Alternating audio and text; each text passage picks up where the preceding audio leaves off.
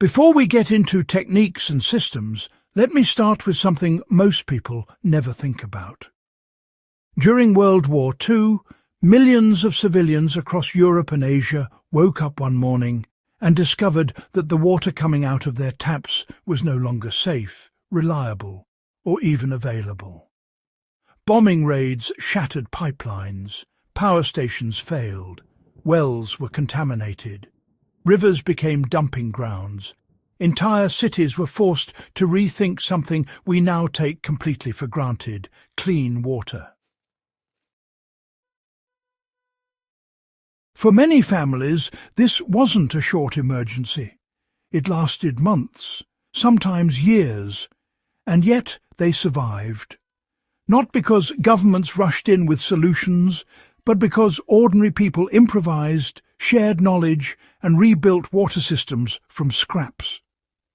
In today's world of fragile infrastructure, aging pipes, and growing climate stress, these wartime water hacks are more relevant than ever. What kept people alive in 1942 can still protect you today. How civilians learned to harvest rain when municipal systems collapsed. One of the first lessons of wartime survival was that rain became gold. In cities like London, Warsaw and Manila, civilians learned to capture every drop that fell from the sky. Rooftops were turned into collection systems, using gutters made from scrap metal, flattened tin cans, or even carved wooden channels. Rainwater was directed into barrels, bathtubs, oil drums, and ceramic crocks. Families covered these containers with cloth or mesh to keep insects out. In apartment buildings, neighbours sometimes pooled resources and built shared catchment systems in courtyards. Today, you can apply this by installing simple rain barrels under downspouts, or even placing clean containers on balconies and patios. A single moderate rainfall can provide dozens of gallons of usable water if you know how to capture it.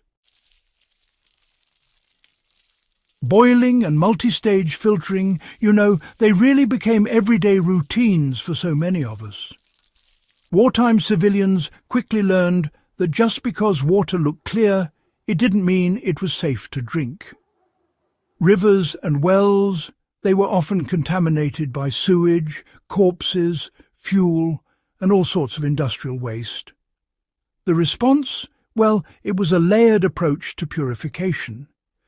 First, water was strained through cloth, sand, or charcoal to get rid of visible debris.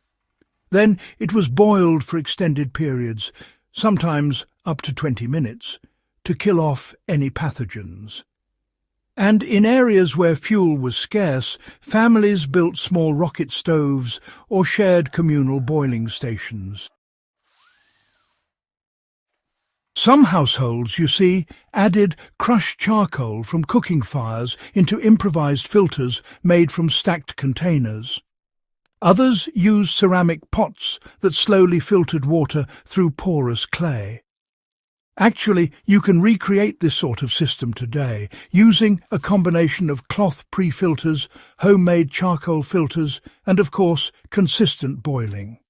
It's slow, sure, but it works, and honestly, it saved countless lives.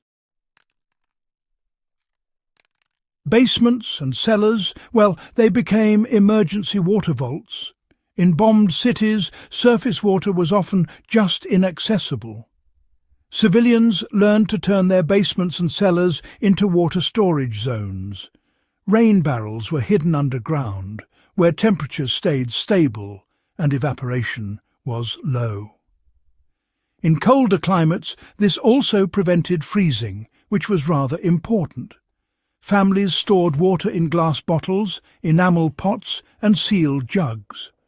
Supplies were rotated carefully, with containers marked by date, and the older water always used first.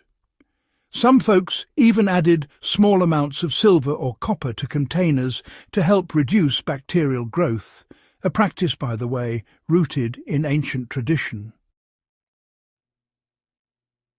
If you have a basement, garage, or, just a cool storage space today, you can use the same principle. Store water where heat and light cannot degrade it. Rotate it regularly. Treat it like a food supply. How dew collection and condensation saved lives during droughts. In bombed-out rural areas and desert regions, rain was, pretty unreliable. Civilians turned to dew and condensation. Sheets, blankets and tarps were spread overnight to capture morning moisture. In the early hours, the fabric was wrung out into containers. Some families built simple solar stills using glass, plastic, or even salvaged windows. These devices captured evaporated water from damp soil or contaminated sources and condensed it into drinkable form. You can practice this today by learning to build a basic solar still or using fabric-based dew collectors. These methods produce small amounts, but in emergencies, small amounts matter. So here's how community wells and shared purification stations ended up replacing governments, right? When public utilities failed, it was the neighbourhoods that organised themselves. Shared wells were protected and maintained by volunteers, just regular folks stepping up. Purification stations, they were set up in schools, churches, even warehouses. People took turns guarding those water sources from contamination and, sabotage. Rules were enforced informally. No dumping, no washing clothes near drinking water, and absolutely no hoarding. Violators were pressured by the community, not some distant authority. This social system was every bit as important as the technology itself. Water survival, in those days, was truly collective. And honestly, even today, emergency preparedness works best the same way. Strong networks always beat isolated stockpiles.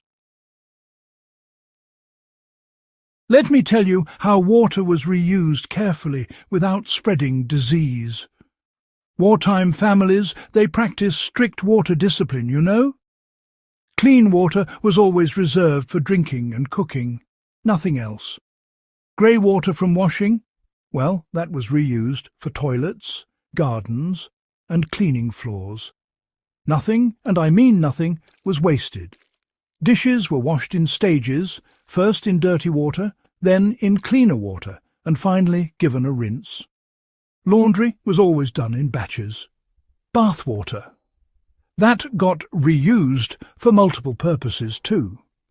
You can actually apply this today by separating potable water from utility water, and by planning your reuse systems ahead of time.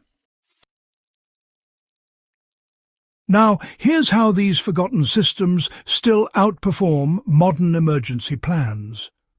Modern emergency planning, it often assumes short disruptions, but WWII civilians planned for indefinite collapse.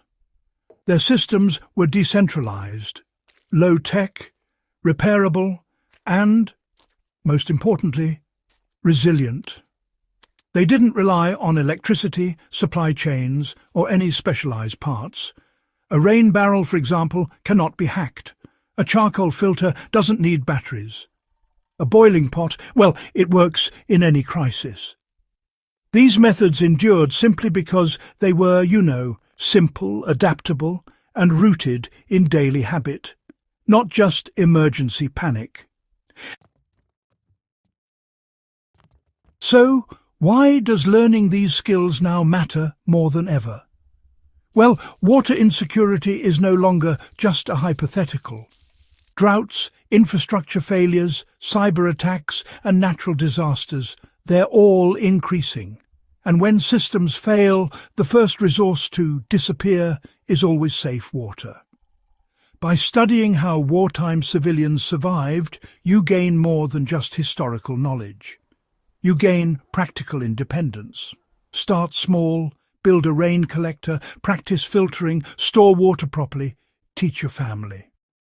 Don't wait for a crisis to learn what others mastered under bombs and shortages. If you found this guide valuable, go ahead and subscribe to the channel for more forgotten survival knowledge and historical self-reliance skills. And do share this video with friends and family who care about preparedness and real-world resilience. These lessons were paid for with hardship. Let's make sure they're never lost again.